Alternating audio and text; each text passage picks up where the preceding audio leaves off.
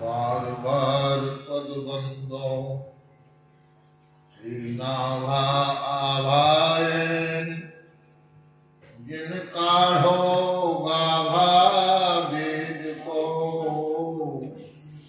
भक्तमाल रसुदैन प्रिया रात के पद कमल बंदो बारंबार कीनी भक्ति रस बोधनी टीका अति सुखसार हरियूपाय विराजिए तथा रसिक हरिदास तुम द्रोता भक्तमाल के तब पद रज हम उदास तापा से जो और हो श्रोता है रस खान जिनके सकल मनोरथ पूर्व श्री भगवान भक्तवत्सल भगवान की जय श्री भक्तमाल जी की जय राधा रमण हरि गोविंद जय जय राधा रमण हरि गोविंद जय जय राधा रमण हरि गोविंद जय राधा रमण हरि गोविंद जय जय गोविंद जय जय गोपाल गोविंद जय जय गोपाल जय जय गोविंद जय जय गोपाल जय जय गोविंद जय जय गोपाल जय जय गोविंद जय जय गोपाल जय जय गोविंद जय जय गोपाल जय जय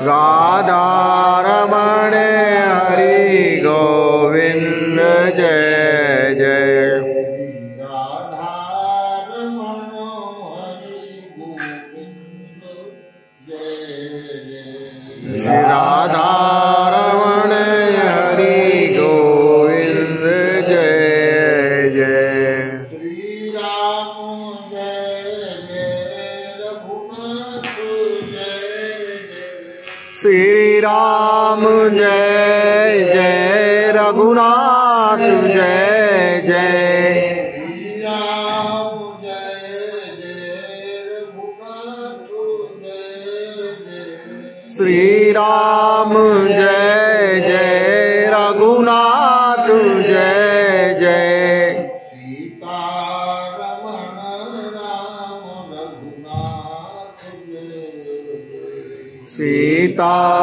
रमण राम रघुनाथ जय जय सीता रमण राम रघुनाथ जय जय सीता रमण राम रघुनाथ जय जय भोले की जय जय शंकर की जय जय भोले की जय जय शंकर की जय जय भोले की जय जय शंकर की जय जय भोले की जय जय शंकर की जय जय मापति शिव शंकर की जय उमापति शिव शंकर की जय जय उमापति शिव शंकर उमापति शिव शंकर की जय जय। गंगा की जय जय, यमुना की जय जय। गंगा की जय जय, यमुना की जय जय। गंगा की जय जय, यमुना की जय जय। गंगा की जय जय, यमुना की जय जय। सरस्वती त्रिवेणी की जय जय। सरस्वती त्रिवेणी की जय जय। गोविंद जय जय, गोपाल जय जय। गोविंद जय जय, गोपाल जय जय। राधा रमण हरि गोविंद जय राधा रमण हरि गोविंद जय भगवान जय हो।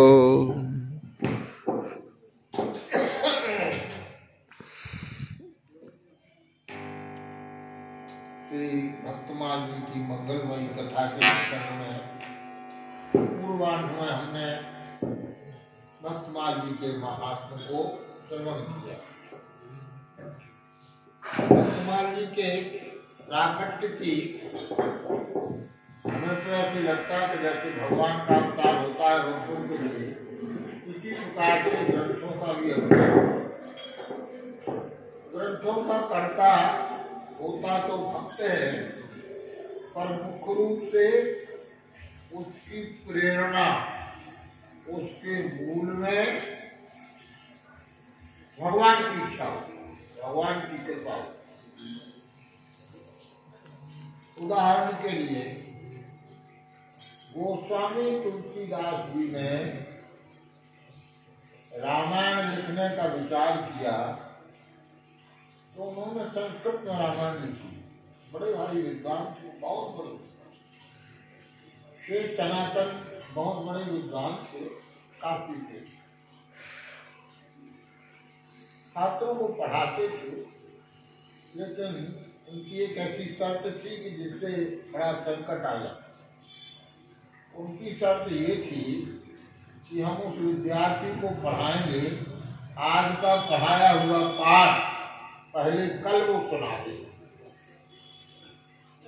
वो आज हमने पढ़ाया कल उसको बता दे, सुना दे, तब हम आगे पढ़ाएंगे। तो विद्यार्थी अधिकांश ऐसा नहीं कर पाते, तो कहते जाओ हम तुमको नहीं पढ़ाते। श्री नरहरियानंद जी को भगवान शिव ने स्वप्न दिया तो तुलसीदास जी को अपने पास में रखते थे 100 थे, शुकर थे। तुलसीदास जी ने खुद अपने रामायण में रखा है, मैं पुण्य निधि गुरु तन सुनी कथा सुकर क्षेत्र समझी नहीं तत् बालपन तब अति रहु अचेत। हमने कथा को, राम जी की कथा को, रावण की कथा को अपने गुरु जी से सुना, सुकर क्षेत्र में शहरों में सुना, गंगा जी की कथा। पर हम छोटे थे, समझी नहीं तक बालपन, तब अति रहु अचेत, अचेत था, अभी ज्यादा समझ नहीं थी। तदपि कही गुरु बारहि बारा समझ परी कछु मत अनुसारा। थोड़ी थोड़ी समझ में आई, बार बार गुरु जी ने हमको सुनाई। तो उसी कथा को मैं भाषावधि करूंगा।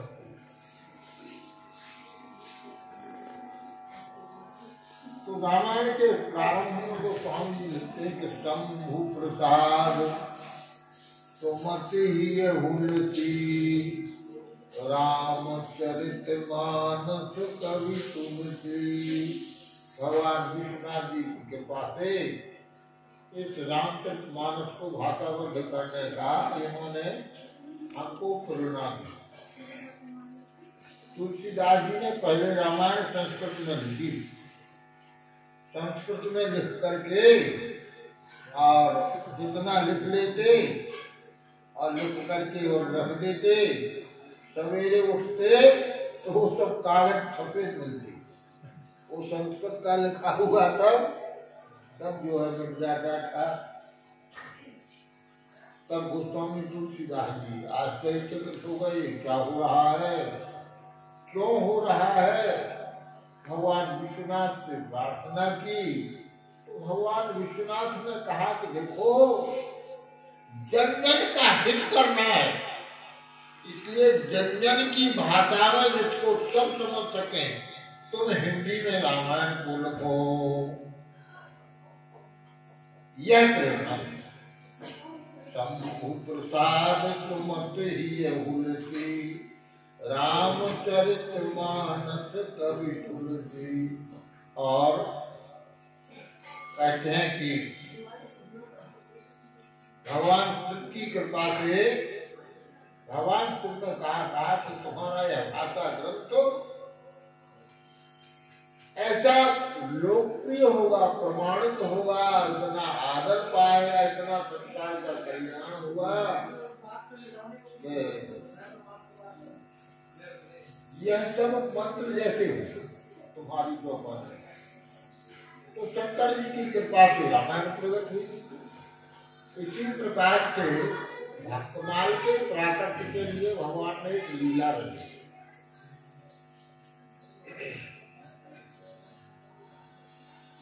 द्वापर में भगवान के ललित अवतार हो रहे थे। अभी भगवान छोटे ही थे, 5 वर्ष के थे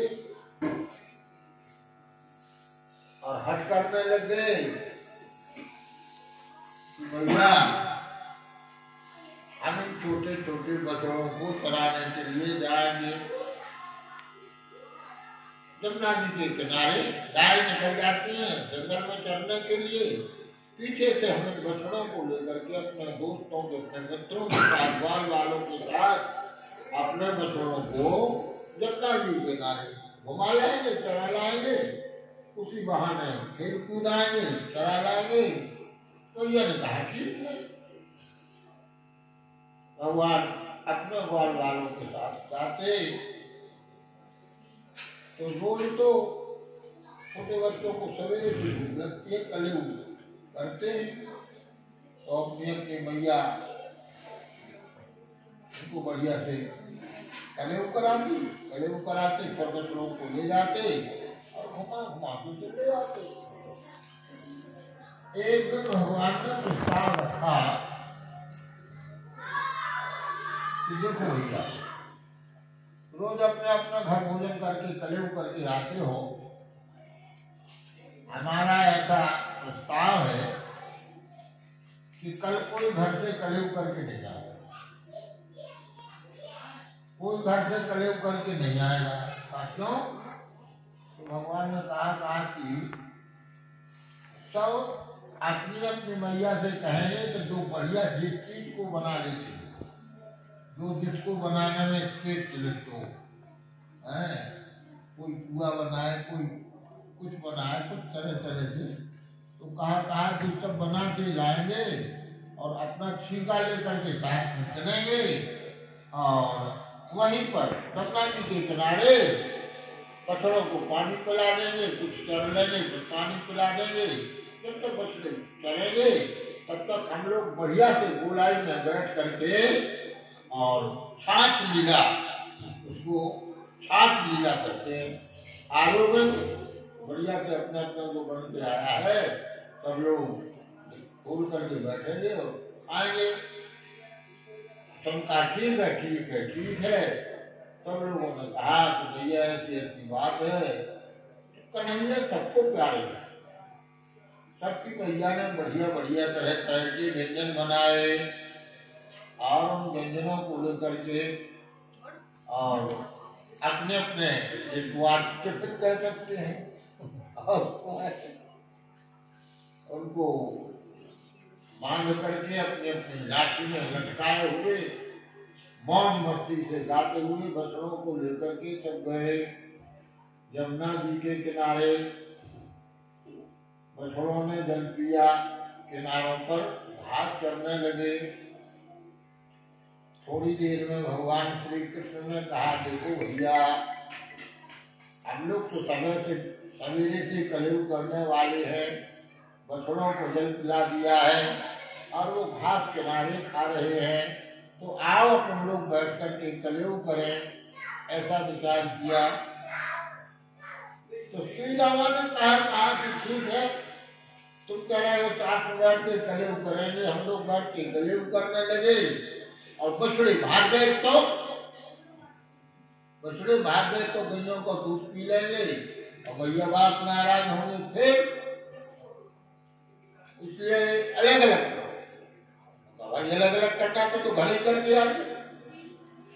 मजा तो साथ में खाने का मजा कुछ और होता है। एक साथ बैठेंगे, हंसेंगे, खाएंगे, पिएंगे। किसकी भैया ने कैसा बनाया ये बताए, परीक्षा लेंगे। कहा बछड़े भाग जाएंगे तो भगवान ने कहा बछड़े फैला मेरी जिम्मेवारी। अच्छा, आपकी जिम्मेवारी, ठीक है, स्वीकार हो गया।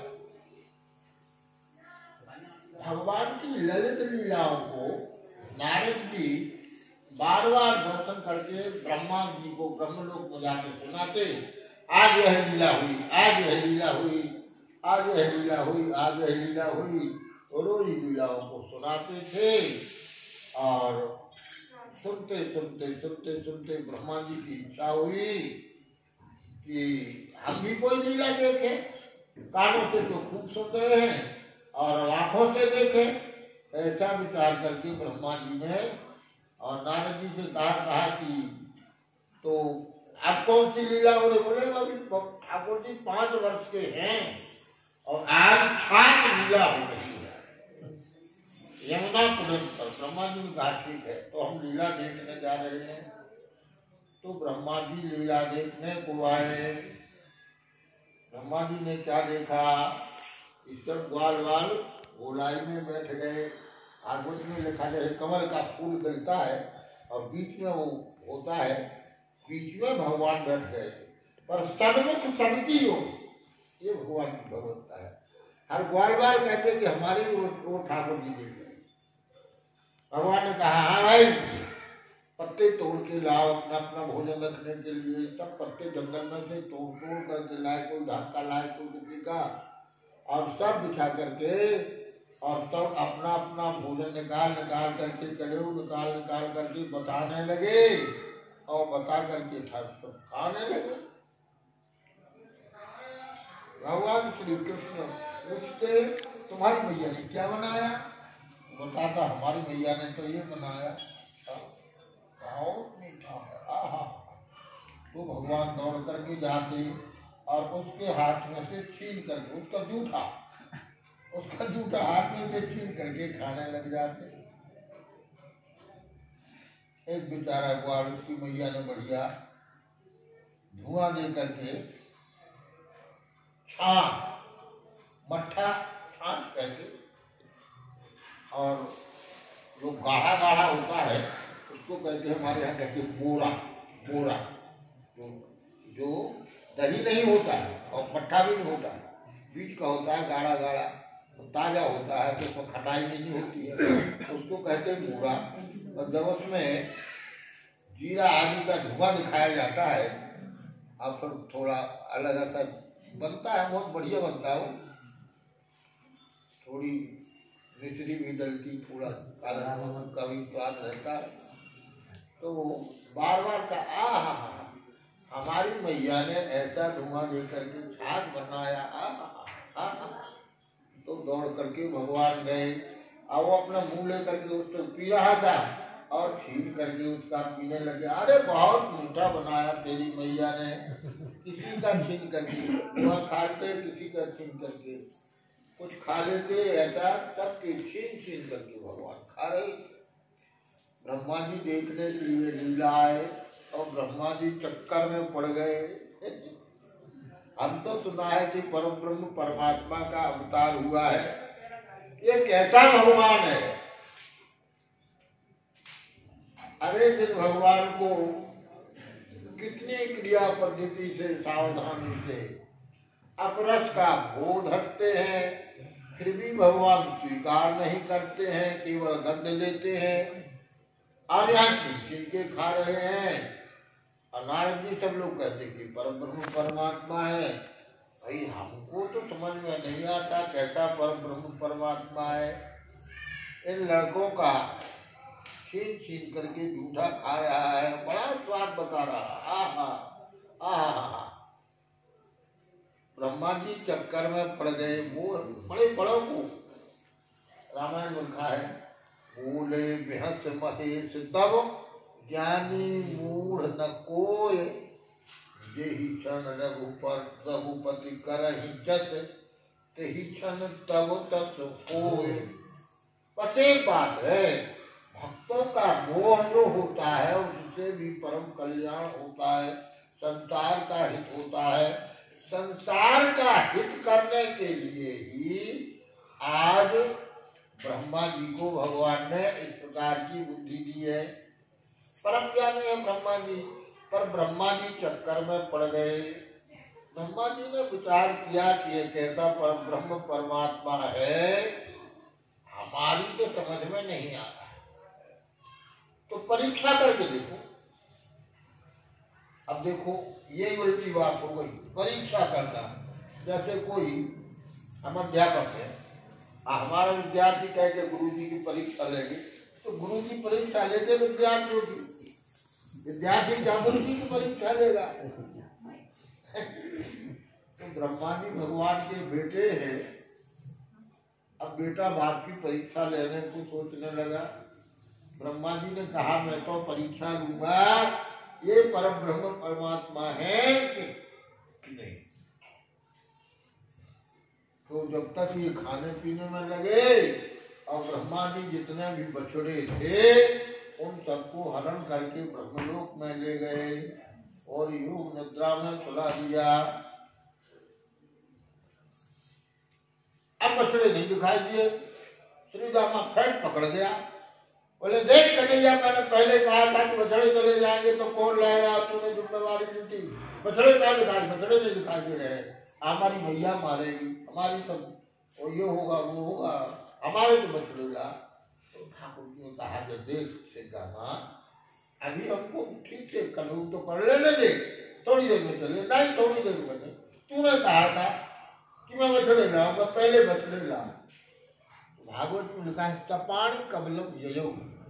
ठाकुर जी के हाथ में दही भात का कौड़ था, एक हाथ में अचार की करी थी और कहा कि अभी ला, पहले तो बछड़े अभी ला। वो बछड़े लेने के लिए भले ठाकुर कन्हैया यहाँ बाल लीला हो रही है भक्तों को सब लेने के लिए। यहाँ कोई छोटा बड़ा थोड़ी है।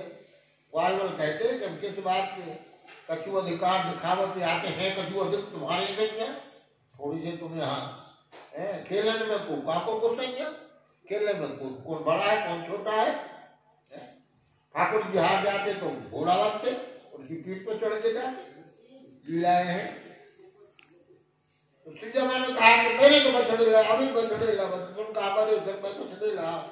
तो कन्हैया बेचारे भाग करके गए, बछड़ों को खोजने लगे। जब तक ब्रह्मा जी ने सब ग्वाल वालों का हरण कर लिया, सब ग्वाल वालों का हरण कर लिया। भगवान आए तो भगवान देख करके लगे, वाह, ठाकुर जी को बड़ा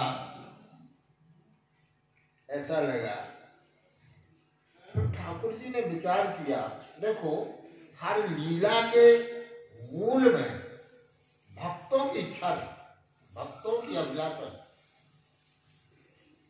जब भगवान मैया यशोदा का दूध पीते तो ब्रज की बूढ़ी बड़ी माताओं सबको लगता कि कन्हैया जैसे यशोदा जी का दूध पीते ऐसा हमारा दूध पीते, हमको बढ़िया से नहलाते, बढ़िया से उनके बाल ऊंचते, काजल लगाते, श्रृंगार करते, हमसे भी ठाकुर की अच्छी लीला करते, खींचते जैसे छोटे छोटे खींचते। यशोदा जी को जो सुख मिलता है हमको भी यह सुख मिलता। यह बड़ी प्रबल इच्छा थी सबकी, बड़ी बूढ़ियों की, ब्रज की प्रजांगनाओं की। और गाय कहती कि कन्हैया श्यामा का दूध पीते हैं, और कभी तो बछड़ा तो पीता है तो हम वो भी मुंह लगा के पीने लग जाते। चित्र भी देखा हमने ऐसा। अब गैया बढ़िया से इनको भी चाटने लग जाती। तो श्यामा गाय के सौभाग्य को देख करके सारी गाय कहती कि कन्हैया हमारे बछड़े बनते, मैं दूध पिलाती उनको और चाटती। ब्रज की ब्रजांगनाएं नई नई कन्याओं की इच्छा होती कि कन्हैया ही हमारे पति होते, हमको तो कन्हैया ही पति रूप में प्राप्त होते। तो जब हृदय में प्रबल विशुद्ध इच्छा होती है तो ठाकुर जी अपने भक्तों की इच्छाओं को वांछा कल्पित हुए सबकी इच्छाओं को पूरा करते हैं। ठाकुर जी को सबकी इच्छाएं पूरी करने की, इसलिए यह लीला हो रही थी। तो ठाकुर जी ने क्या किया कि वैसे ही बछड़े, ठाकुर जी तो सर्वमर्थ थे, वैसे ही बछड़े, वैसे ही ग्वाल, वैसे ही उनका स्वभाव, लाठी, कपड़े कैसे ऐसे बना। और वह बछड़े लेकर के घर गए और 1 वर्ष तक ये लीला चलती। अब क्या हुआ कि जिन गायों ने दूध पिलाना बंद कर दिया था वो गाय रमाए और बछड़े उनका दूध पिए। कहीं बड़ी विचित्र बात हो गई। क्या हो गई? माताएं भी अपने बालकों को इतना लाड़ दुलार से नहलाती, धुलाती, श्रृंगार करती और दूध पिलाती, उनके स्तनों में दूध आने लग गया। ऐसा तमाशा क्या हुआ है। इसी बीच में गर्गाचार्य जी आए तो गर्गाचार्य जी ने आकर के कहा कि देखो भैया, कुछ ऐसी लग्न आई है कि इस समय जो ब्रजवासी ब्रज के बालकों से विवाह कर देगा तो उसकी कन्या को परम सौभाग्यशाली श्री कृष्ण जैसा पति प्राप्त होगा। गर्गाचार्य जी शांडिल्य मुनि की बात पर बड़ा विश्वास करते थे, तो सभी ब्रजवासियों ने ब्रज में ही अपनी कन्याओं का विवाह कर दिया। अब जो बालक भी, देखो विचार करने की बात, जितने भी बालक थे वह तो साक्षात श्री कृष्ण थे, जितने भी बालक थे वह साक्षात कृष्ण बने हुए थे। तो अब वो कन्याओं का विवाह किससे हुआ? रूप तो जरूर बालकों का बनाए थे और थे तो भगवान। इसलिए भागवत में उनको कृष्ण बंधुआ कहा है। गोपियों को कृष्ण बंधा, कृष्ण की बहुएं विधिवत विवाह हुआ। यह हुआ 1 वर्ष हो। यह सब तमाशा देखते देखते दाऊ दादा को एकदम समझ में आया क्या हो गया। कुआं में भान पड़ गई, क्या हुआ। ये गायें कितने प्रेम से दूध पिला रही है, मैया भी पगलाई हुई है, कितना लाड़ दुलार कर रही है और न विवाह रचे जा रहे हैं। ये सब क्या हो रहा। एक दिन क्या हुआ कि गिरिराज गोवर्धन के ऊपर में गायें चल रही थी, ग्वाल वाल चरा रहे थे और यमुना जी के किनारे यहाँ बछड़े लिए हुए कृष्ण बलराम अपने मित्रों के साथ में बछड़ी चल रहे थे। तो ऊपर से गायों ने नीचे बछड़ों को देखा और हुंकार भरी और पूछ उठा करके बछड़ों को दूध पिलाने को भागने लगे। बाल बाल ने उनको रोकने की इतनी कोशिश की, लठ पट के रोका था, कुछ नहीं हुआ। और दौड़ती दौड़ती वो किनारे आ गई, गंगा जी के किनारे, और अपने बच्चों को बैठ के दूध पिलाने लगे। क्रोध में भरे हुए वाल आए, मन में तो बड़ा क्रोध था, पर जो ही अपने बालकों को देखा तो उसके हृदय में बात करने लगा और अपने बच्चों को वाल गुलाब दिखाने लगे। साहब दादा देख रहे हैं ये किसकी माया है, यह तो समझ में नहीं आ रही कि क्या हुआ। कुआं में भांग पड़ गई, सारे विद्वासी पगला गए हैं, क्या होगा। चारों पेट का समुद्र मारा, ये क्या। तब ध्यान लगाया दाऊ दादा ने, तो ध्यान लगा करके देखा यह तो हमारी कन्हैया की ही लीला है। कन्हैया ही अनेक रूपों में ग्वाल बाल बन गए हैं और कन्हैया ही अनेक रूपों में बछड़े बन गए हैं और गायों को प्रसन्न कर रहे हैं और बुढ़ानाओं को प्रसन्न कर रहे हैं और वृक्ष की कन्या को भी उनकी अभिलाषा पूर्ण कर रहे हैं। देख करके दाऊ दादा चकित रह गए। एक वक्त ब्रह्मा जी ने सोचा कि जाकर के देखे क्या हाल है, परीक्षा ले रहे थे तो जाकर के देखे क्या हुआ। अब क्या हुआ, भ्रमण मुक्ति होगी। वहां जाकर के देखा तो पहले से ज्यादा कोई दिक्कत वाल वाल भले बैठे हैं और भगवान हम के वही खास लीला कर रहे हैं। अब ब्रह्मा जी चक्कर में पड़ गए। इन ग्वाल वालों को तो हम हरण कर ले गए थे ब्रह्मलोक में। ये कहाँ से आ गए, ये कहाँ से आ गए, दरवाजा दिया बंद। तो देखने के लिए गए दौड़ करके वहाँ ब्रह्मलोक में जाके देखा तो बैठे। अब दौड़ करके यहाँ आए तो बैठे, फिर गए फिर आए, फिर गए फिर आए। फिर बछड़ों को देखा तो यहाँ भी बछड़े, वहाँ भी बछड़े, यहाँ भी ग्वाल वाल, वहाँ भी ग्वाल वाल। ब्रह्मा जी चक्कर में पड़ गए। अब ब्रह्मा जी की समझ में आया कि यह हमसे बड़ा अपराध हो गया। भागवत जी में वर्णन आया है कि ब्रह्मा जी आकर के दीन होकर रोने लगे और ठाकुर जी के चरणों में पड़ के बड़ी प्यारी स्तुति की। भागवत की ब्रह्मा जी की स्तुति बहुत विलक्षण स्तुति है। ब्रह्मा जी ने खूब स्तुति की पर भगवान ने कुछ नहीं कहा।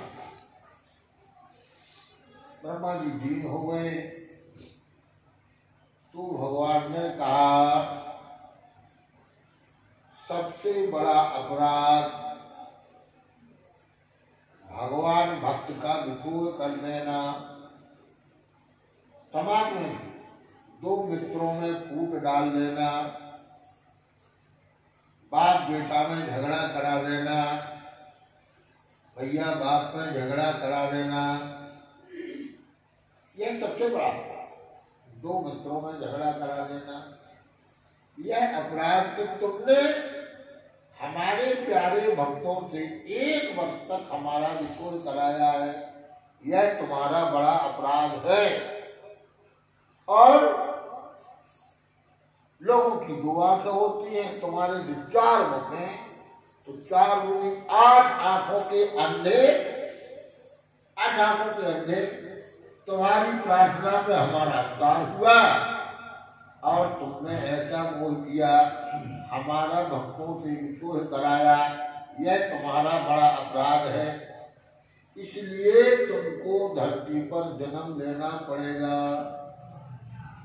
और ब्रह्मा जी रोने लगे, प्रभु अपराध का प्रायश्चित हमारा कैसे होगा, कैसे इस अपराध से हम छूटेंगे।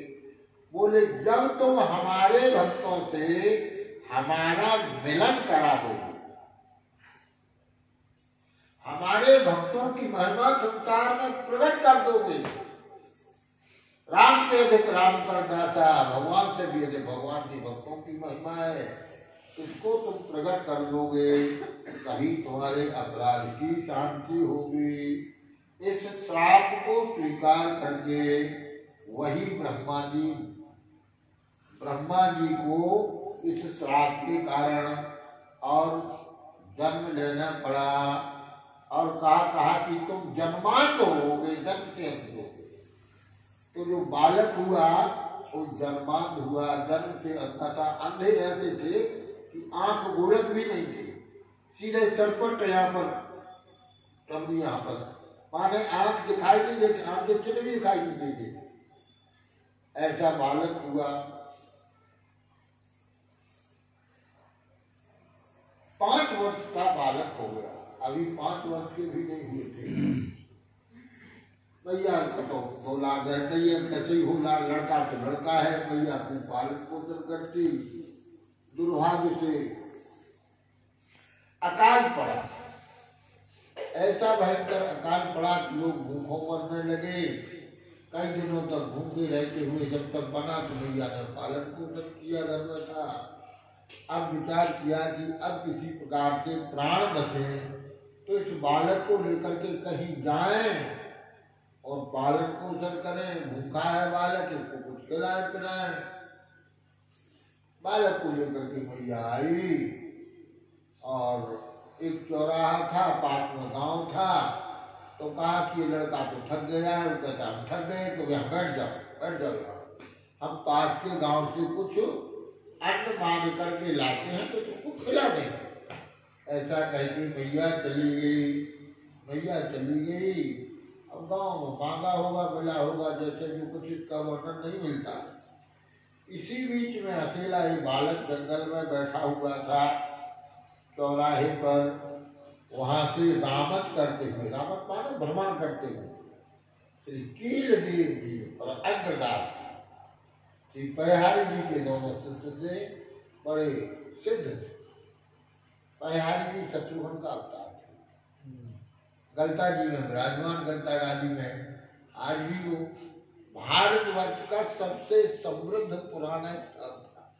पूरे भारतवर्ष के राजा महाराजा वहां जागीर लगाए हुए थे और हजारों लाखों संतों का नारा होता था।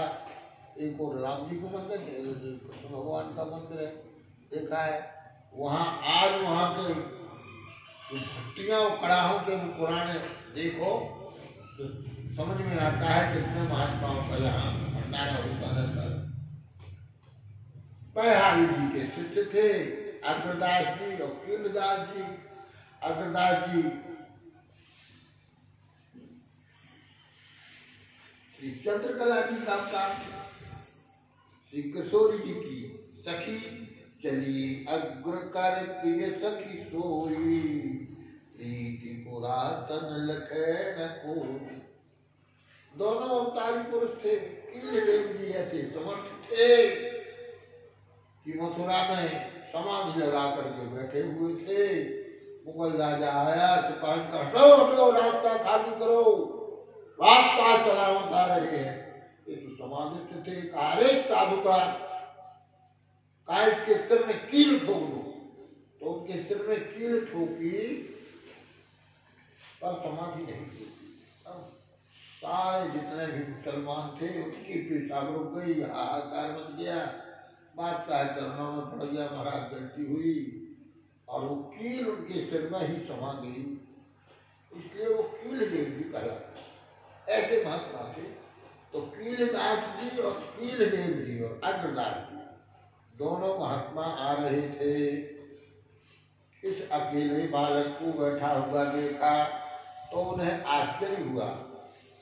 इतना छोटा बालक इस घनघोर जंगल में अकेला कैसे बैठा है। पास में गए, पूछा तुम कौन हो। तो बालक ने ऐसे उत्तर दिए, बड़े रहस्यपूर्ण उत्तर दिए जो सामान्य बालक नहीं दे सकता। पूछा तुम कौन हो। तो उसने कहा हम नहीं जानते कि हम कौन हैं। यही तो जीव का स्वरूप है, जीव अपने स्वरूप को भूल जाता है। दूसरा प्रश्न था कि तुम्हारी रक्षा कौन करता है। तो उन्होंने कहा जो सारे संसार की रक्षा करता है वही हमारी रक्षा करता है। कहा कि ये बालक तो सामान्य नहीं है, ये तो बालक बड़ा विशिष्ट बालक है, कोई योगी है, योग भ्रष्ट योगी है। इसके उत्तर तो बड़े रहस्यपूर्ण है, आध्यात्मिक भाषा बोल रहा है।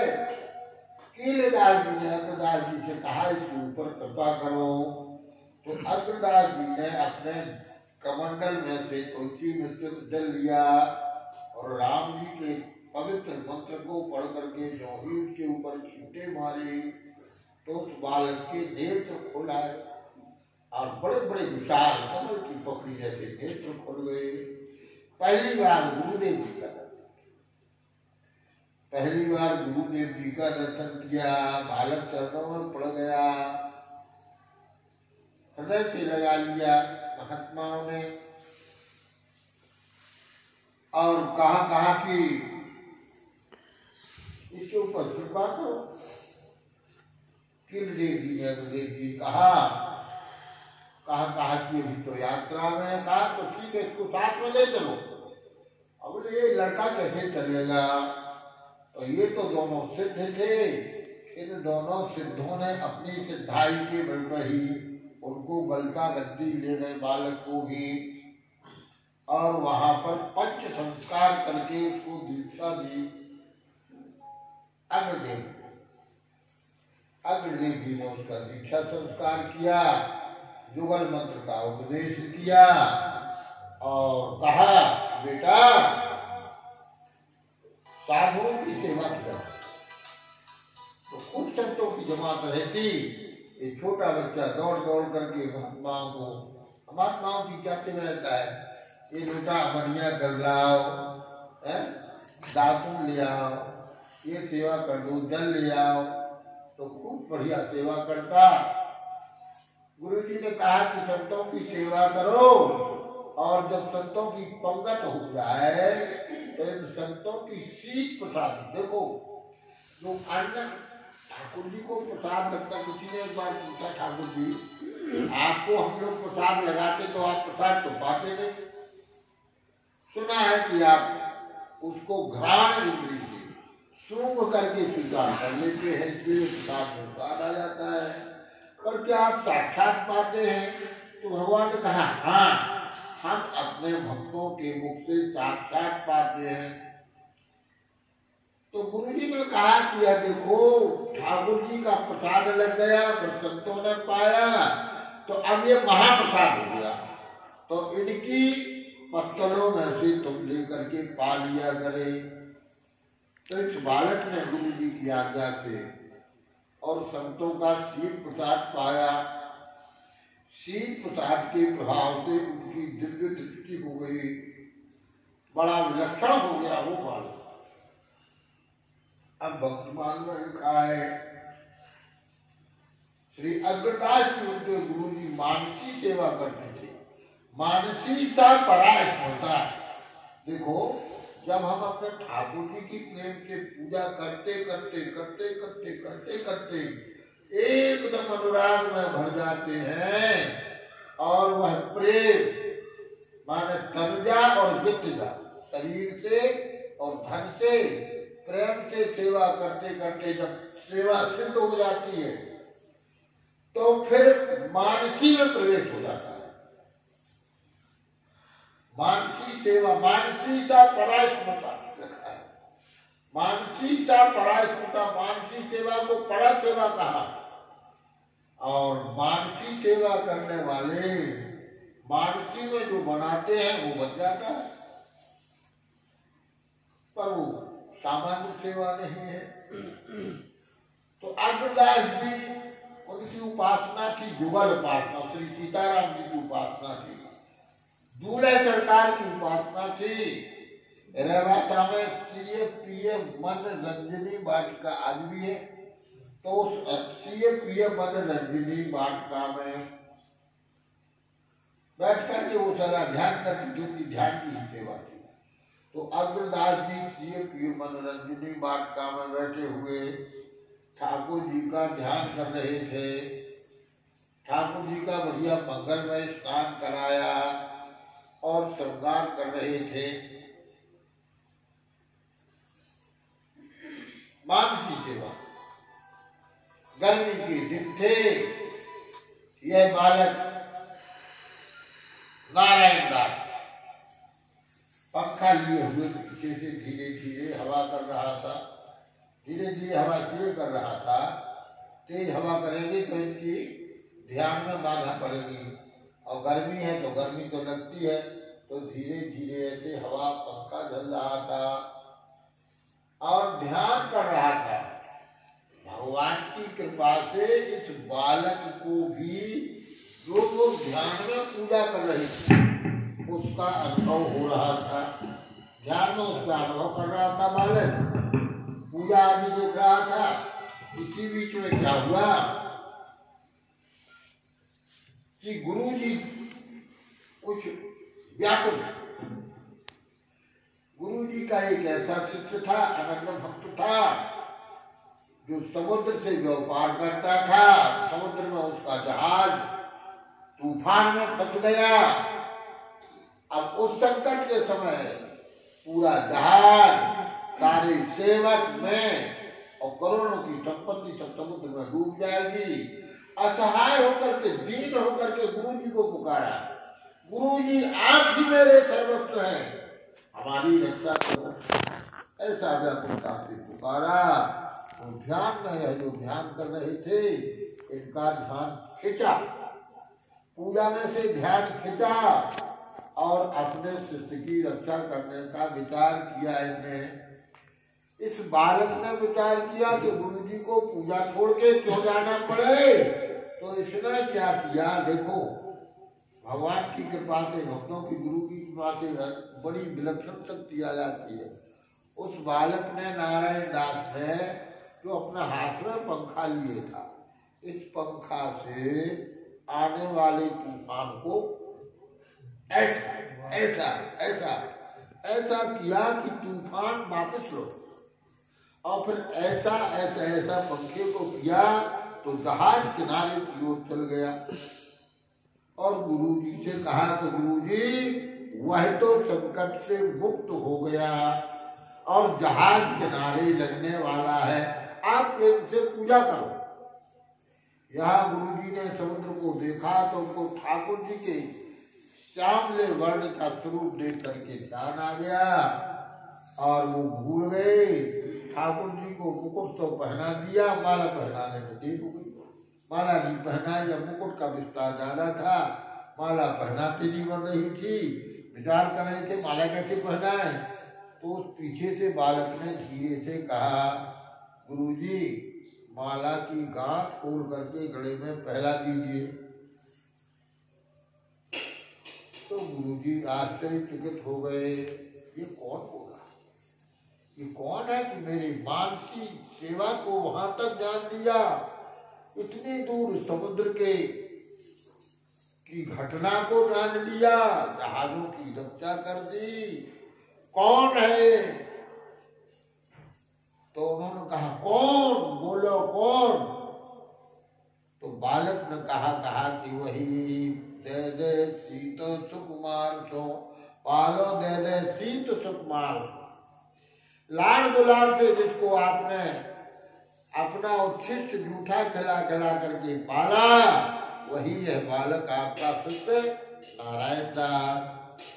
तो उन्होंने कहा बेटा मेरे ऊपर तो साधु की कृपा हो, तेरे ऊपर संतों की कृपा हो गई। संतों का शीत प्रसाद पाते पाते तुझे तो दिव्य दृष्टि प्राप्त हो गई। हमारी मानसी सेवा को समझ लिया कि क्या कर रहे हैं, इतनी दूर समुद्र में जहाजों को डाल दिया, सब कुछ तूने डाल लिया, सारी कृपा हो गई तेरे ऊपर। अब साधुओं की सेवा करने के लिए तुझे उनकी महिमा का वर्णन करना चाहिए। जिन साधुओं की कृपा से तुझे दिव्य दृष्टि प्राप्त हुई है, उन संतों के चरित्र को, उनके दिव्य महिमा को उनका तू वर्णन करो। यह गुरु जी ने आज्ञा दी। श्री लिखा है अग्रदेव आज्ञा दई भक्तन को यश गाओ। बेटा भक्तों का यश गाओ, आज्ञा दी। तो उस बालक ने कहा कि गुरु जी आपकी आज्ञा स्वीकार है, पर मेरी बुद्धि नहीं है कि मैं भक्तों का यश गा सकूं। क्यों? भक्तों के यश गाने में क्या दिक्कत है? वो बालक ने कहा कि देखो, भक्ति तो हृदय के भाव को कहते हैं। अब किसके हृदय में कैसा भाव है, इसको कोई कैसे समझ सकता है? समुद्र के नीचे पड़ी हुई चीज का पता पड़ जाएगा, पर किसके मन में क्या बात है ये कौन जान सकता है? तो भक्ति अनेक तरह की होती है।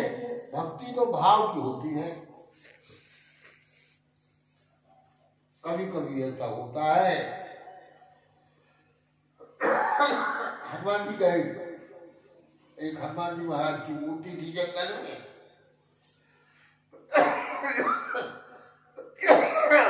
मैदान में हनुमान जी महाराज की मूर्ति थी। संतों की जमात निकली वहां से। तो संतों ने विचार किया, बताओ कितने प्यारे हनुमान जी महाराज हैं और खुले में खड़े हैं, धूप लगती होगी, ठंडी ठंडी हवा लगती होगी, पानी गिरता होगा, राम राम। देखो तो इतनी प्यारी मूर्ति पर मंदिर नहीं है, क्या करें? हम लोग तो महात्मा, हम लोग क्या कर सकते हैं? महाराज जी की इच्छा थी लोग तो तब संतों ने कहा कि महाराज हम लोग छाया करते। तो जंगल में से बड़ी बड़ी लकड़ियां काटी, बढ़िया मंडप बनाया, हनुमान जी के ऊपर छाया कर दी और बढ़िया कीर्तन किया। अब प्रसन्न हो गए कि हनुमान जी का की सेवा हम लोग।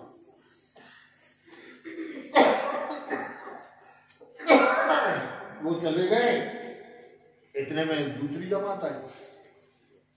तो दूसरी जमात आई तो उसके महंत ने कहा कि कैसे मूर्ख लोग हैं, देखो तो, अरे हनुमान जी की मूर्ति कितनी सुंदर हवा में खड़ी रहती, ठंडी ठंडी हवा लगती और बढ़िया अभिषेक होगा बरसात में।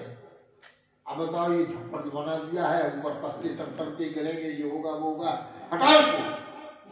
तो उन्होंने उस मंडप को अलग करवा दिया और सफाई करके कहा कि हनुमान जी की सेवा हो गई और कीर्तन करके प्रसन्न हो गए। अब बताओ हनुमान जी को छाया करने की सेवा हुई, भक्ति कहलाई के उतार देंगी।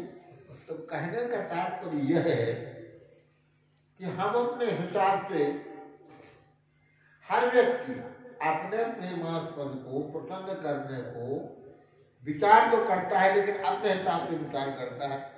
जैसे उदाहरण के लिए कहा कि भाई बालों को क्या बनना चाहिए, तो हमें समोसा अच्छे लगते हैं तो समोसा बन जाओ।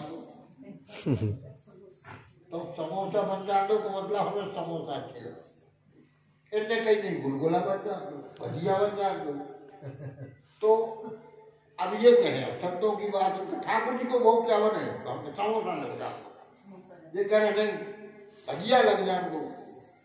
अब किसी ने कहा कि नहीं बढ़िया हलवा बना दो। अब ये क्या है, तो भावना अलग अलग है, प्रसन्न सब है, सब प्रसन्न है। तो कहा कि संतों की अलग अलग भावनाएं होती हैं, अलग अलग विचार होते हैं, इसलिए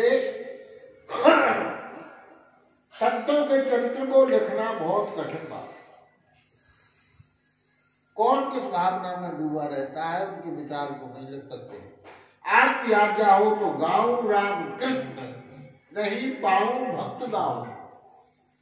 भगवान राम कृष्ण की लीलाओं का वर्णन तो कर सकते हैं, क्योंकि उनकी लीलाएं तो पुराणों में लिखी है, उनके आधार पर हम भी कर देंगे। पर भक्तों का चरित्र वर्णन करना बहुत कठिन है। इस संबंध में अनेक दृष्टांत है, भगवान की कथा के दृष्टांत है।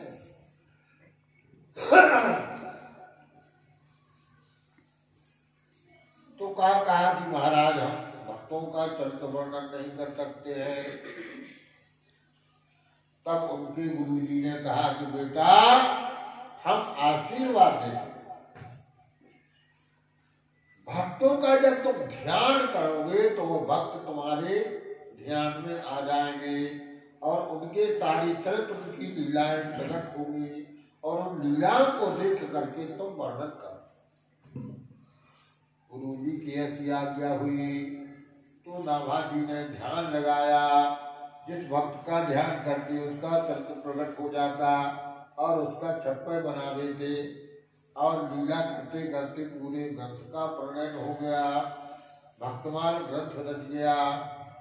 भक्तमाल जब रच गया तो संतों के हृदय का हार हो गया। संतों को बड़ा सुख मिला। संतों को इतना सुख मिला, इतना सुख मिला, इतना सुख मिला कि सब कहे हाँ भैया भक्तमाल की कथा हो जाने दो, भक्तमाल की कथा हो जाने दो। पर दिक्कत यह आती थी कि यह समाधि की वाणी थी। इसमें लिखा तो सब कुछ था लेकिन एक संकेत था, खोल के नहीं लिखी समझा। तो सभी दुखी रहते थे कि इन घटनाओं को कोई ठीक से समझा के पूरा सुनाता तो अच्छा रहता। ये बात श्री नाभा गोस्वामी श्री नारायण दास जी पधार गए, माने वैकुंठ चले। उसके 100 वर्ष बाद एक प्रियादास नाम के महात्मा थे, बड़े भारी भावुक भक्त थे चैतन्य महाप्रभु के संप्रदाय के। उनके शिष्य थे श्री मनहर दास जी। मनहर जी मनोहर लाल मनोहर दास जी कीर्तन कर रहे थे भगवान का ध्यान मग्न होके। उसी समय नाभा जी ने आके उनको दर्शन दिया। तो नाभा जी का दर्शन करके कृतार्थ हो गए। जय जय प्रभु, जय हो, चरणों में प्रणाम किया। तो नाभा जी ने कहा कि टीका विस्तार भक्तमाल की सुनाइए। बेटा प्रियादास के मनोहर तुम भक्तमाल की टीका को लिखो और कवित्व में लिखो, कविता में टीका लिखो। तो इन्होंने हाथ जोड़ करके कहा जय जय प्रभु, हमारी इतनी सामर्थ्य नहीं है, बुद्धि नहीं है, ज्ञान नहीं है कि मैं भक्तमाल की टीका लिख सकूं। हममें ऐसी बुद्धि नहीं है। तब नाभा गोस्वामी जी ने कहा कि मैं अपनी सामर्थ्य से तुम्हारी बुद्धि में प्रवेश करके तुमसे लिखवाऊंगा। तुम केवल माध्यम निमित्त मात्र भगवत, तुम केवल निमित्त बन जाओ और लिखवाने वाला मैं हूँ। इस प्रकार से प्रेरणा हुई और सब प्रेरणा को पा करके उन्होंने और श्री भक्तमाल जी की और टीका लिखी, कवित्व में टीका लिखी। इस प्रकार से भक्तमाल जी का प्राकट्य हुआ। और जब टीका लिखी गई तो वो अपनी टीका के संबंध में लिखते हैं।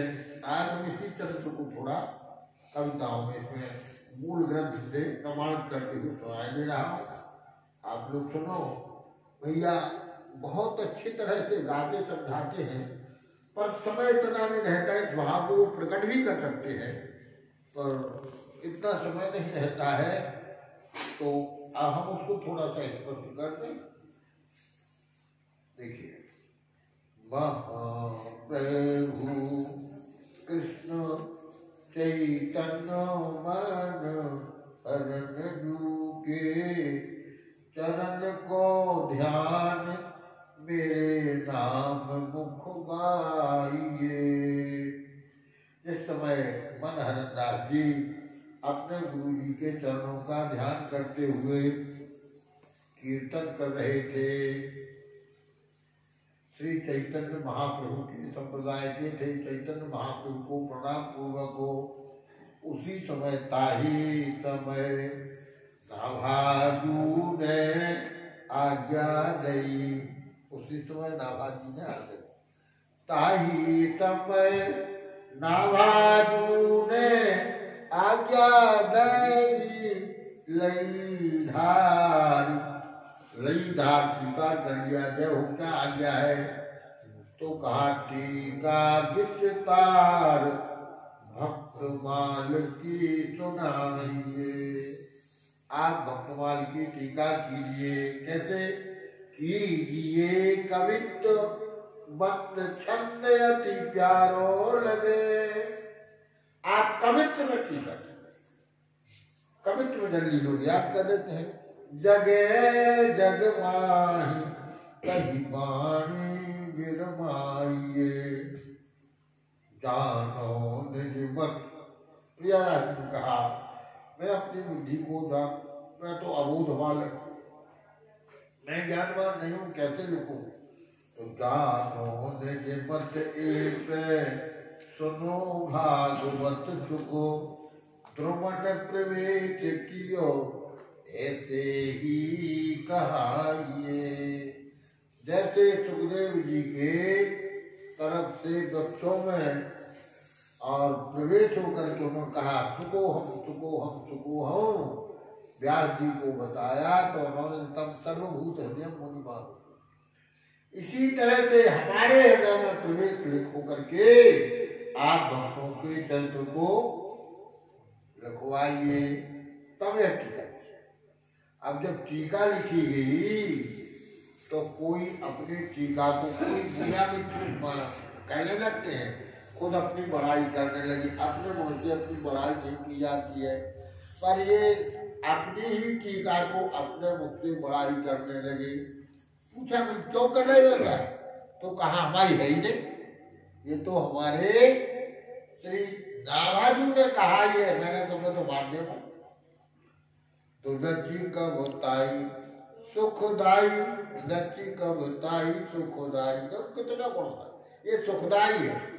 रची कब होताई सुखदाई, लागे निपट सुहाई, बड़ी सुहाई है। और सच्चाई और सत्य है, पुनरुक्ति लय मिटाई है।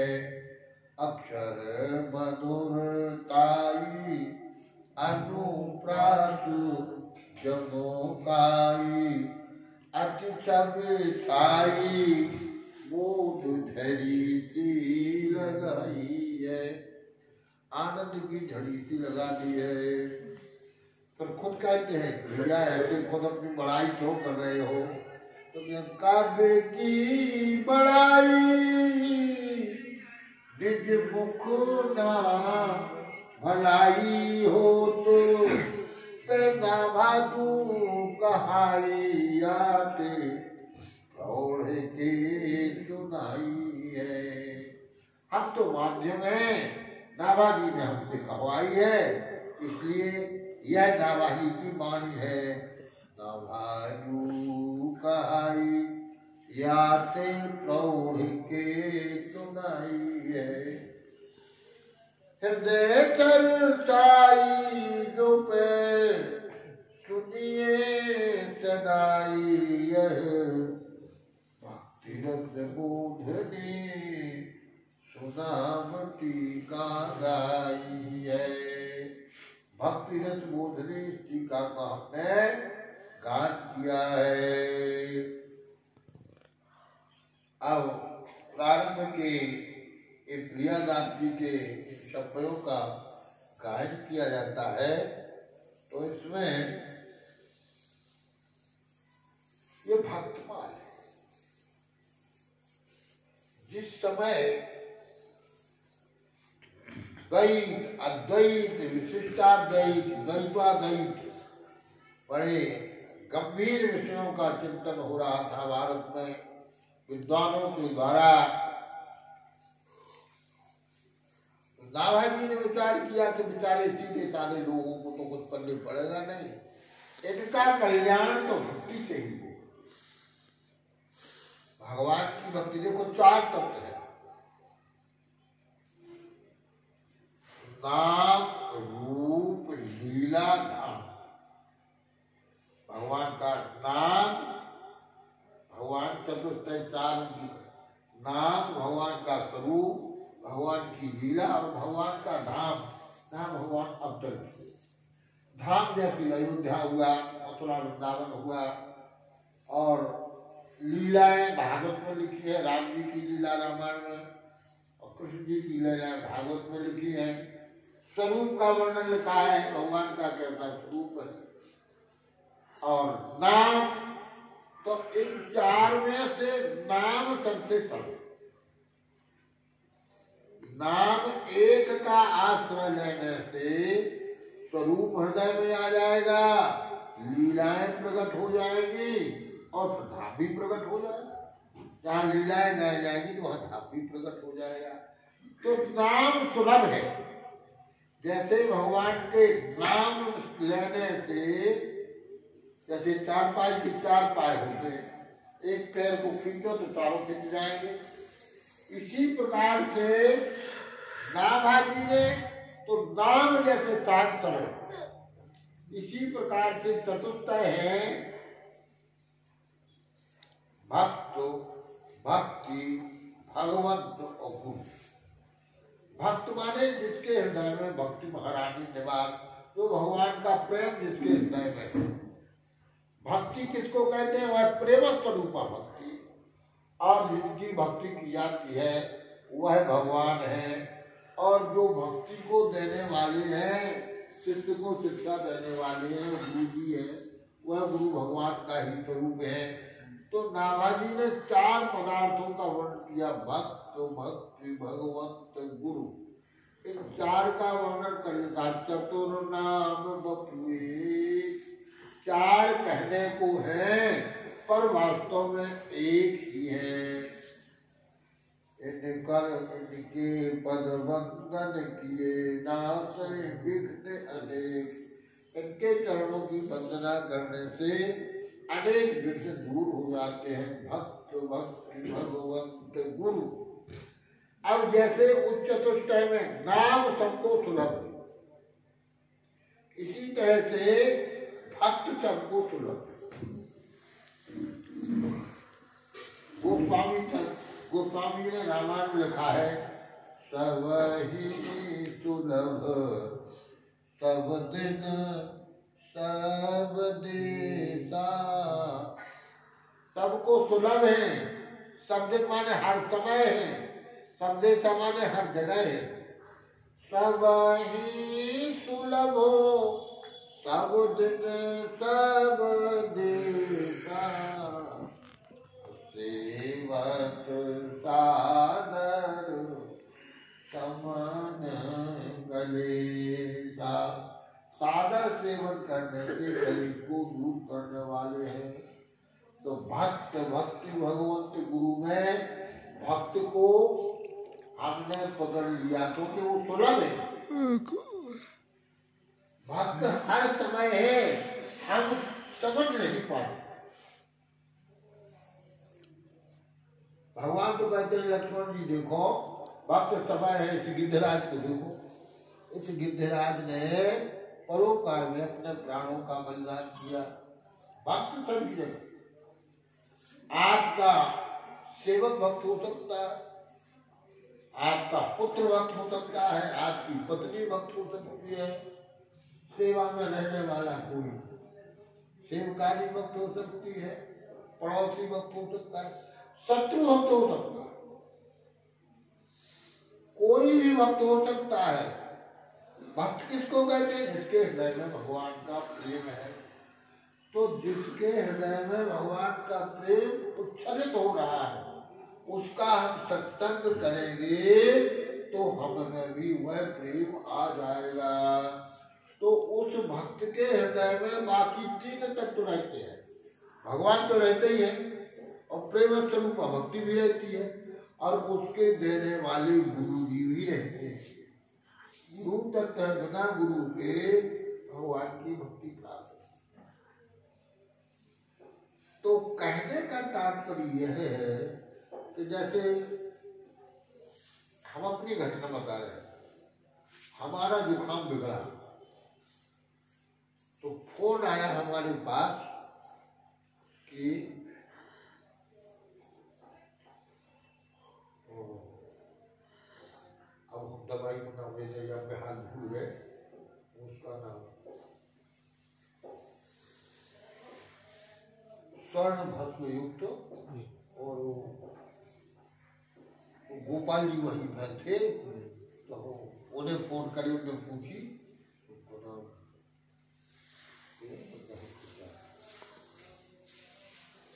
तो लेने को गए तो वह 2000 की आई थी, इतनी सी दिया हमारी कोई श्री रखी, इतनी सी दिया, उसमें 10-15 गोली 2000 लेके आ गए।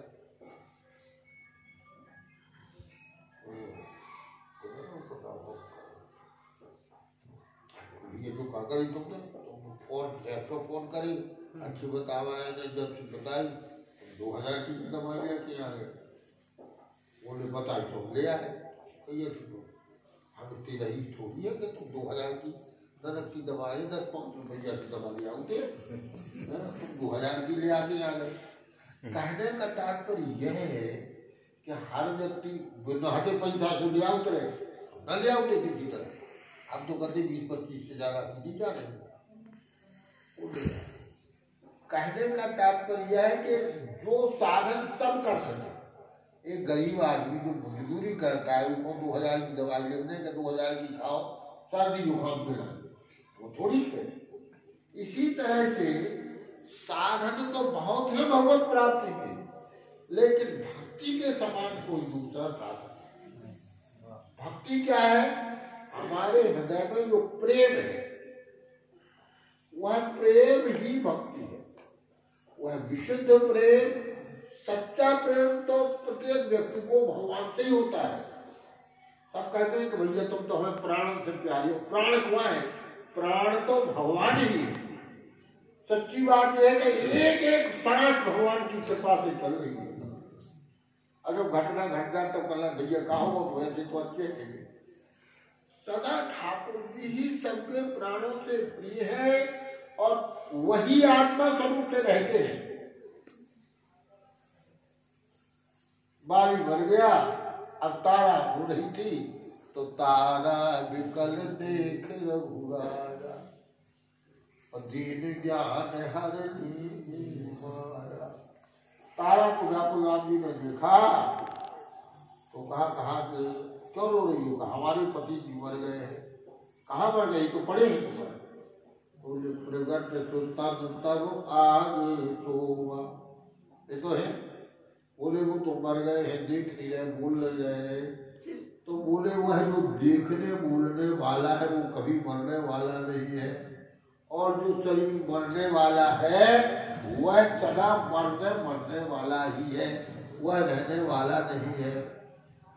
तो सबकी आत्मा वह परमात्मा है, सबसे प्रिय है, सहज प्रिय है। उन भगवान में सबका सहज प्रेम होता है और भगवान ही सच्चे हितैषी होते हैं। हितैषी कौन कहलाता है? सदा सर्वदा अपने साथ रहता है, वह भगवान सदा जीव के साथ रहता है। स्वर्ग नरक जहाँ जहाँ जाता है भगवान सदा साथ रहते हैं। भगवान हमारे हैं, हम भगवान के हैं, सच्चे हितैषी भगवान ही है। इसलिए भक्ति क्या कहती है? भगवान हमारे हैं तो हम भगवान के हैं। भगवान की तरफ में हमको जाना, उनकी कृपा से एक शरीर बना, उनकी कृपा से यह जो इंजन चल रहा है, दो यहाँ, ये उनकी कृपा से चल रहा है। एक एक सांस उनकी कृपा से, वही पालन पोषण करने वाले हैं। हमारा कोई पुरुषार्थ नहीं है। एक रौन के भी हम स्वामी नहीं है। इसलिए भगवान में प्रेम करना प्रत्येक जीव का परम पुरुषार्थ है। मीराबाई कहती है, हरि बिन ना शरीरी माई, बिना भगवान के किसी का काम चलने वाला नहीं है। तो जो भक्त हैं भगवान के, वह भगवान के भक्तों की भक्ति करने से भगवान सहज ही मिल जाएंगे। जब हम यहाँ आए थे कि कहाँ पर उन्होंने गाया था रेदास का पद, मेरे घर आया यही आज के दिवस की मैं जो बलिहारा, मेरे घर आया राजा राम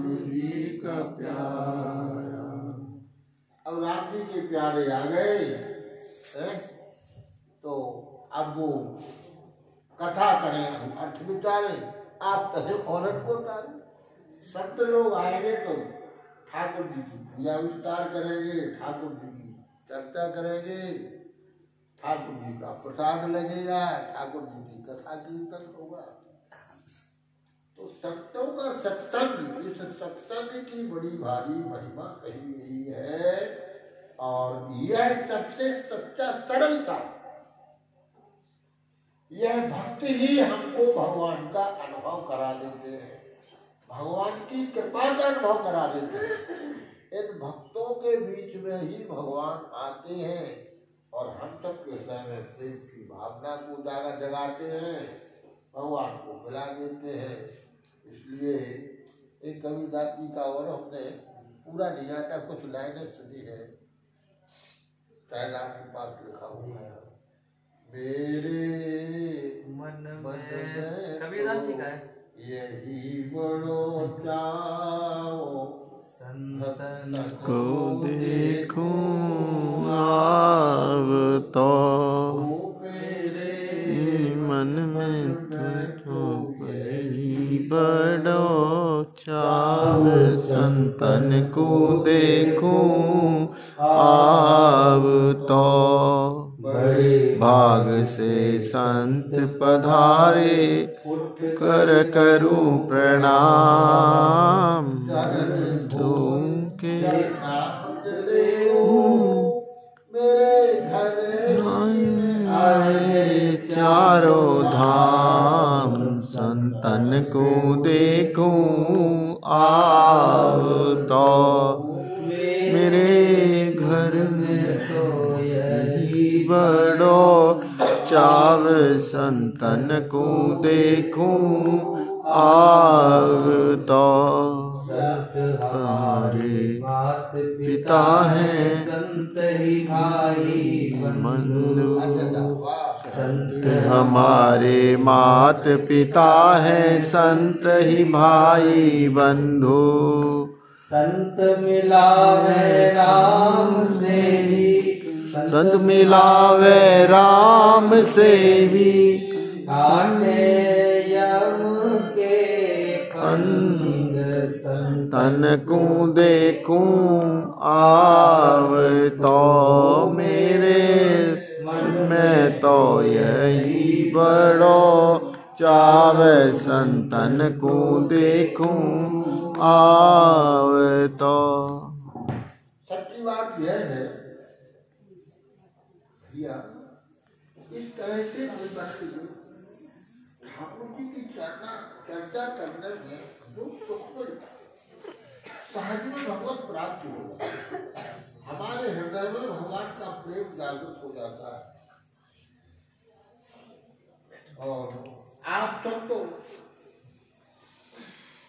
इस पथ के ही पथ पर, सच्ची बात यह है, हम जो कुछ कह रहे हैं, हम वाणी से कह रहे हैं, आप लोगों के हृदय में भगवान का प्रेम उछल रहा, तो यह बहुत लाभ का सौदा है। ठाकुर जी की चर्चा की जाए, सुनी जाए, गाई जाए, कहने सुनने से पद वार्ता या यामाना न बंधाए ग्रही बंधा। भागवत में लिखा है कि हमारी चर्चा में जिनके पहर के पहर बीत जाते हैं, न बंधाए ग्रही बंधा, उनका गृहस्थाश्रम बंधन कारक नहीं होता है, उनका गृहस्थाश्रम तो सदा ही मंगलमय होता है।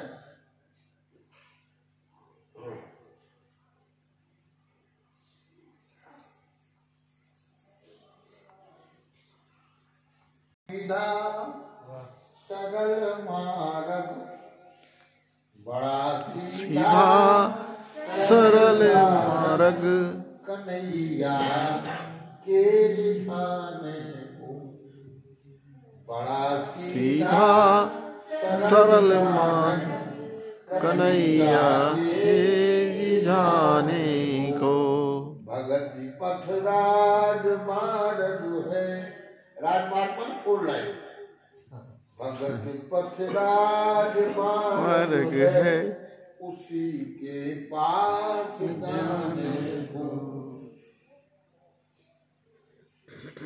साहस है किसी को भी जो इसमें विघ्न पहुंचाए। इस मार्ग में कोई विघ्न नहीं है। न साहस है किसी को भी जो इसमें विघ्न पहुंचाए। सदा तैयार रहते हैं बुद्ध जन को बचाने को। सदा तैयार रहते हैं जन को बचाने को। कन्हैया के लिए जो हो वही शुभ कर्म कहलाते। हमारे सारे कर्म भगवान के लिए। कन्हैया के लिए जो हो वही शुभ कर्म कहलाते। करे कुछ भी न हम ऐसा निजी मतलब बनाने को। वो जग के नाथ कहलाते। जगत सारा उन्हीं का है। अगर हो जाए खुश हमसे तो क्या रह जाए पाने को। भगत के भाव में रहते राम तू भाव कर उनसे। वो अतिशय प्रीत करते हैं। तो अतिशय प्रीत करते हैं विवश होते आने को। बड़ा सीधा सरल मार्ग कन्हैया को। बस सीधी बात है। पुकारा करेंगे कन्हैया कन्हैया। पुकारा करेंगे कन्हैया कन्हैया। पुकारा करेंगे कन्हैया कन्हैया। पुकारा करेंगे कन्हैया। गुजारा करेंगे गाँव में ब्रज की। गुजारा करेंगे कन्हैया कन्हैया। पुकारा करेंगे कन्हैया कन्हैया। कहीं तो मिलेंगे उमा के बिहारी। कहीं पे मिलेंगे उमा के बिहारी। उन्हीं के चरण से लगाया करेंगे। उन्हीं के चरण से लगाया करेंगे कन्हैया। मिलेंगे उमा के बिहारी। उन्हीं के चरण चित लगाया करेंगे कन्हैया कन्हैया। पुकारा करेंगे कन्हैया। हम बिठाएंगे आँखों में दिल में। तूने हम बिठाएंगे आँखों में दिल में। उन्हीं से सदा लो लगाया करेंगे। उन्हीं से सदा लो लगाया करेंगे। बना कर के हृदय में हम प्रेम मंदिर। बना कर के हृदय में प्रेम मंदिर। वही उनको झूला झुलाया करेंगे। वही उनको झूला झुलाया करेंगे कन्हैया कन्हैया। पुकारा करेंगे उठेंगे हमसे उमा के बिहारी। जो रूठेंगे हमसे वो बाके बिहारी। चरण पर उन्हें हम मनाया करेंगे। चरण हम मनाया करेंगे या कन्हैया। पुकारा करेंगे।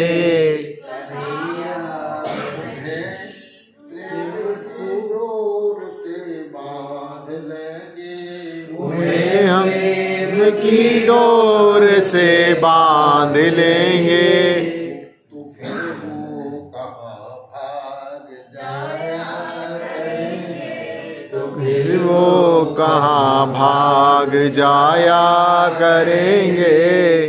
फिर वो कहाँ भाग जाया करेंगे।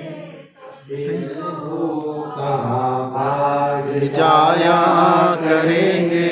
उन्होंने नचाए हैं ब्रह्मांड सारे। उन्होंने नचाए हैं ब्रह्मांड सारे। मगर अब उन्हें हम नचाया करेंगे। मगर अब उन्हें हम नचाया करेंगे। भजेंगे जहाँ प्रेम से नंद नंदन। भजेंगे जहाँ प्रेम से नंद नंदन। कन्हैया कन्हैया करेंगे कन्हैया कन्हैया पुकारा करेंगे। कन्हैया कन्हैया पुकारा करेंगे। पुकारा करेंगे। देखिए अत्यंत सामीप्य के कारण कभी कभी महत्व नहीं समझ पाते। हमारी भैया ऐसे भाव में भर के इतने प्यारे प्यारे इतने बढ़िया गाते हैं, यही बता कि रोग आह्लादित हो जाता है। ठाकुर जी की लीला प्रत्यक्ष होने लग जाती है। यही जीवन का सहज सहज में खेल में कौड़ियों में भगवान हो जाए। कौड़ियों में भी कलयुग सब नहीं आज जो दो दल करूँगा गाय गाय हरि गुण निर्मल डर तर नहीं प्रयास भैया ये संत समागम आप सब यह आयोजन करते हो, यह करना चाहिए। गृहस्थ का धर्म है कि गृहस्थ को वर्ष में एक ऐसा आयोजन करना चाहिए कि हमारे सब प्रेमी संत जन ब्राह्मण और सब आकर के हमारे घर उत्सव में ठाकुर जी की लीला कथा का गायन करें, उनकी अनुग्रह की सेवा हो जाए। खर्चा हो करके हमारी कमाई को रात दिन कमाते हैं अपने खाने में, तो ठाकुर जी के निमित्त हमारा कुछ ऐसा हो जाए, यही कृष्णों का यज्ञ है। और हम सब की बैटरी चार्ज हो जाए बहुत अच्छा है। अब कथा तो कथा कहलाती है, हमें तो बातें जैसी करे आउटी, तो हमने जैसा समझ में आया वो आपको सुना दिया, ये पकड़ ले आए हमें। हमको आप सब ऐसा लगा कि इसके कुछ गीत सुनने को मिलेंगे, आप सबका दर्शन होगा। जहाँ जाते हैं वहाँ कोई सामान्य व्यक्ति नहीं रहते, सब आप लोग वृंदावन में ही रहते हैं, क्योंकि ठाकुर जी की जिन लीलाओं कथाओं में रमे रहते हैं वही वृंदावन है। अपने घर को वृंदावन बनाए हैं। ठाकुर जी खूब कृपा करें, हमारी खूब प्रार्थना है आप लोगों की खूब दिनों दिन भक्ति बढ़े और चैतन्य महाप्रभु जी, श्री जगन्नाथ महाप्रभु जी, बलभद्र जी, श्री सुभद्रा जी ऐसी कृपा करें। आपका उत्सव आपका उत्सव इतना विस्तार पाए, ऐसा भक्तों को सुख दे। और इन्हीं शब्दों के साथ शब्दों की सेवा स्वीकार करके जैसे कोई अपने सुनी सुनाई बात को सुनाते हैं, संतों के सत्संग से जो हमने सुना है वो आप लोगों को सुना दिया, और संत जन उदार होते हैं, उसी में संतुष्ट हो जाते हैं। तो अब हो गया 1 घंटा जी, 1-1.5 हो गया, 1.5 घंटा हो गया। खूब आनंद आनंद कराए दियो तुल भैया ने घाटे वारे। और कुछ कीर्तन आप भी कीर्तन सुना दो तो पूर्णाहुति हो जाएगी। हाँ। कोई सा भी कीर्तन सबकी मन प्रसन्न हो जाएगा। हाँ। हमसे सुनाना चाहो तो हमें आओ तो हम सब सुना दें। और हम सुना दे बिला जुला के तुम कछु के आप सुना दो पहले कीर्तन, कुछ कीर्तन करा दो आप, फिर हम भजन को सुना। हरे राम बाबा का, हरे राम बाबा कह रहे हैं लोग, हरे राम बाबा के सुना दो। हरे राम बाबा की वो इतने सुनाऊ बहुत बढ़िया। हाँ वही वही वही हरे राम बाबा की। थोड़े खड़ा हो जाओ मैं। उसी में ही आनंद है। अब हम तो बिना ताल के गा रहे भैया भैया वो चार्जर दे दो, रसोई में लग रहा है। बांट दिया भैया के बाद सुनाए तब सुनियो। अब सुन लो आप।